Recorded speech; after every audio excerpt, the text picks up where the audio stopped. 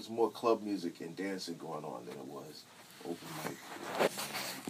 You mean around that time period? Yeah. People were more comfortable with The in club at that time was Gregory's, and they had college night where they would play, dance music and stuff. A little bit of Mary. Gregory. Yeah, they played the whole Mary's and Uptown and Jodeci's type. Yeah, Gregory's. Mm-hmm. Gregory's in Orange. That's like Bogey's. Yep. Well, that was our competition at the time, and we were playing.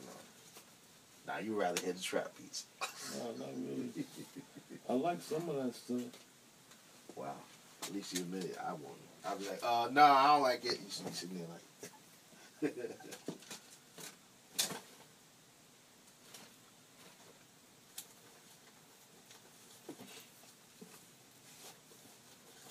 then the trap beats come out of whatever, or how do they develop? Yo, I was thinking about that. That's crazy that you asked that, man. I was really thinking how trap really came along, and what its significance is to hip hop and music. Trap music is like when Jamaican music went digital. Yeah. Yeah. It was a whole revolution in Jamaica when Sling Ting came out in 80, 85. Every other record after 85 was a computer-based digital reggae record. Except for the other people that were still doing the cultural, Naya Bingi reggae shit. But he started a whole revolution of digital music and of digital beats and shit. The Trappers did the same thing. I'm listening. I got my tape recorder on now. Okay. The Trappers did the same thing with the trap beats. Once Master P and them slowed the tempo down to go south, everybody fell into that slow zone. Tila and all them from the Midwest, even down Tennessee and them, Swab House Records. When you say slow, what are you saying? That's hip hop was like 92 beats per minute. Like like boom, doom, boom, doom, boom, doom. Like it was an up tempo, like hip hop. A lot of hip hop was up tempo. And they pull it down. They slowed the tempo. They mastered it, pull it down. They didn't even turn it up at any point. They kept it slow. They even did the symphony over and slowed that down. Damn. So like everything they was doing was slowing it down, and it brought everybody to the speeds that they're at now. So can you give me True. Can you give me an example like of one of those songs that were really like took off that was slow? Nah, Master P. That's good. All Master P music was slow stuff. Boom, boom, boom. Then Cash Money and them came. Something like My Daddy and all that. All that stuff was pretty much slow, like country music to us up here in the East. Everybody was like, that's country music. Mm-hmm. They country with that. True. But it morphed into a whole nother thing when the young guys, see the guys who making beats now, they grew up off of that stuff. Yeah.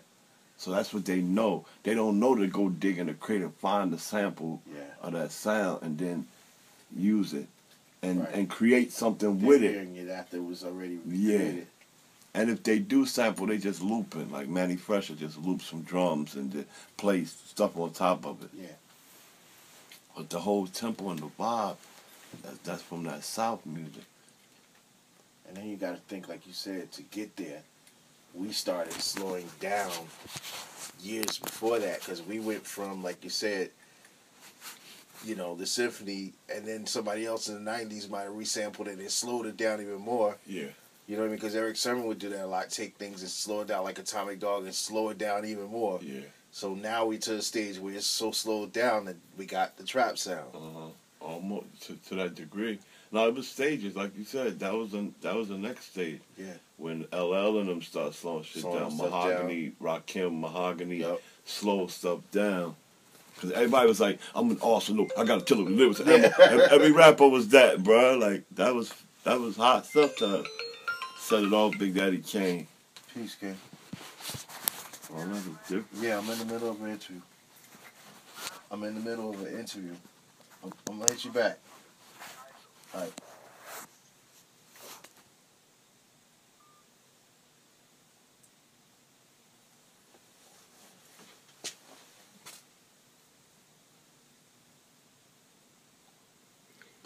Does is there a definition of trap, the trap beat, and on the internet? Do they have that documented, like in Wikipedia or something like that? What is trap music? All we gotta do is go to Facebook and say, "Hey, what's trap music?" and somebody will tell us. Yeah, they do. I don't know. We got a lot of older friends on there. So, trap music is a music genre that originated early '90s in southern United States. Boom. 808 kicks, extended sub bass lines, double time, triple time, and other fast division hi hats, layered synthesizers, and cinematic strings. Yup, that sounds like Mobb Deep, but slowed down. Mm-hmm. Well, Mobb Deep had the crunch under their stuff. Yeah, my they cousin had used to call it the crunch. That snap. He said, "They got no crunch under there. Like, put some crunch under there." I never knew what he was talking about. Put some crunch The under crunch there. is that 45 sound I was talking about. That ain't just some snapping drums that makes it hip hop. What do you mean? When you say 45s on there? What are you saying when you say the crunch? The crunch is that 45 sound, like that organic sound. Like when you hear a live drummer and you're in front row, you know what I mean? You feel it. You don't just hear them, you feel them because you're in front row. That's the crunch. That needs to be up under whatever it is you sample. So you're saying that the 45 is able to provide that because of the vinyl? Well, I say that because the 45 is the closest thing to having that sound where you hear that layer and you hear that crunch underneath it. You hear them in 45s because of the way they're mastered and because of the width of the grooves, once again. The grooves are wider, it plays faster, so you're going to get a deeper sound than you would a 33 album. And now you're gonna show me. You're gonna let me hear an example. Okay, I can give you an example. Mm. Let me give you an example. Skull snap drum. So you're saying digital can't give you that sound. Digital can give you that sound, but you'd have to manipulate it to get it to sound of that quality. There's a lower quality in analog than there is digital, but it works to its advantage because it picks up all the lows, whereas digital sometimes doesn't pick it up, or if it picks it up, it doesn't translate it as dirty. It translates it cleaner, and it doesn't have a depth sound to it. Yeah, that's what happened with the DA-88s. We was using them, even when we laid our samples on them, the samples would be dirty, but when they hit that tape, they just come back so clean. So Rizzo stopped even putting his samples to tape and was letting them run live during the playback of the mix. Yeah. Just to keep that one generation of that sample sound raw on his record. That's why Wu-Tang records sound like that, too. Because sometimes imperfections are what makes the composition. But if you clean up the imperfections, you don't get the same composition. You get something totally different. So that's why it's good to not use digital, because digital cleans it up too much. But analog, like vinyl and you know what I mean? tube operated amp stuff, is always going to have like a dirty sound to it. Yeah. I curse many engineers out, man. That shit don't sound like that. Like, I'll bring my home tape and it sounds play my home tape like, here, make it sound like this. But if the engineers if they don't know, if they don't understand it, they can't. They end up cleaning it up. Is that right? Automatically. Right. By default, they clean it up. Yep. Then you go back to. I usually let my engineer go ahead and tweak it how he hear it. Then I'll go back in there and change what I need to change, and then we print. Like, I ain't playing around with him or trying to tell him what I'm hearing. Like, you know what I mean? I'll let him do his by the book text, by the textbook sound. Yeah. Then I'll go in and put my ghetto on it. As long as I ain't tweaking on nothing, like the dBs ain't going too high or whatever, he'll keep me in the gate. But he like, oh, that's too much. I'm like, no, we'll turn it down there because that's the sound I want out of that. Right. I want that dirty, muffled sound out of that. Like Onyx album. You listen to Onyx album, man. Jesus. Okay. Give me a sec. I'm listening to this brother here. Well, He dropping knowledge, huh? Yeah. All right. Well, you know, I'm like that with the music, though. But see, everything I talk about peak related to different other things like art, You know what I'm saying? Like, when I talk about with music, he can talk about art like that. And DJing, too. Like, DJing. Because I'm more of a musician. How so? Like, can you give me an example? Like, he's saying something, so how would you translate what he's saying into art? Well, like what he just said? Uh-huh. Or anything.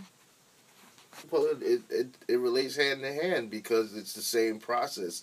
Like we were just talking about layering.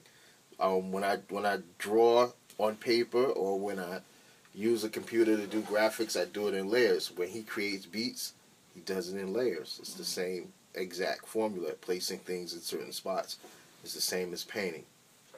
So that's how we, you know what I mean? And sequencing. Sequencing. Yeah, which what order I'm doing it goes with the in. sounds of sequencing, he's doing that with the letters and the colors. Yep. There's the outline. Now there's the pencil outline. Now I have to outline it with a fine tip marker. Now I got to take the colors and start going in. It's the same thing as music. There's my, my hi-hats. Now I got to throw in my kicks and my snares. Then I got to layer my samples in. It's pretty much the same type of formula. And I noticed something. Nobody want to be there when you're doing none of that shit. No. They just want to hear the end result or see the end result. Which is the same equivalent to as if you're painting a picture or drawing and a person comes up and keeps saying stuff like, you forgot the eyes, and you're like, I didn't get there yet. You know. Yeah. They'd rather see the whole thing, then they understand it. But if they come in while you're working on it, they're not going to understand it, and they're going to keep... Either they're going to not want to watch the process, or they're going to want to intrude it on the process. They get bored. They start distracting you doing other little shit. Like I'm making a beat, and somebody's in there trying to rap to the beat while I'm making Yeah. Oh, my God. That's the worst. They hate me in the studio. Because you try to hear a hi-hat that might have doubled up, and all you hear is them rattling lyrics. I got the hook. I got the hook. Check this out, Gov. The beat ain't even done yet, bruh. How you talking about you got the hook? And if you do got the hook, go in the other room, bro. Let me finish making this joint. Go in the other room and work on the lyrics, huh? Yeah. Oh, shit. Wow. Yeah, it's crazy. That's funny. I'll be having mad beef with artists in the studio, man. I'm one of the producers. I'm a producer's producer. Like, you're not coming in there with none of that bullshit. 100 people with you, like, that's not even necessary. Not in the control room anyway. You know what I mean? They could be in the lobby deep as hell and they're smoking and drinking all that. You're not coming in this room with that. Each person I need, y'all coming in one at a time. Come do what y'all need to do. So do you ever have the kind of conversation before you go in the studio? Or you have to have that conversation as it develops when you see that people are not gelling with you? Yeah, you have to do, because every situation is different. You might be working with somebody that has worked with you before and they know that about you. Or so the first instinct to tell them, it may not be in the studio. You might tell your manager to tell their people, like, yo, this guy work like this. He don't want nobody, you know what I mean? No smoking in the area, no this, no that. You know, coming in with a good head on the day. He come to work. That's what it basically telling him. He come to work. But then you get there and you meet some artists, and the artists be cool, and then it's a different vibe then. Like, you tell them once or twice how to do something, and they do it. You're like, okay, this guy easy to work with. Like, he could do that. So I could slack back a little bit because I know he's more seasoned than some young kids coming in and trying to do it and don't know what the hell they're doing. I feel you.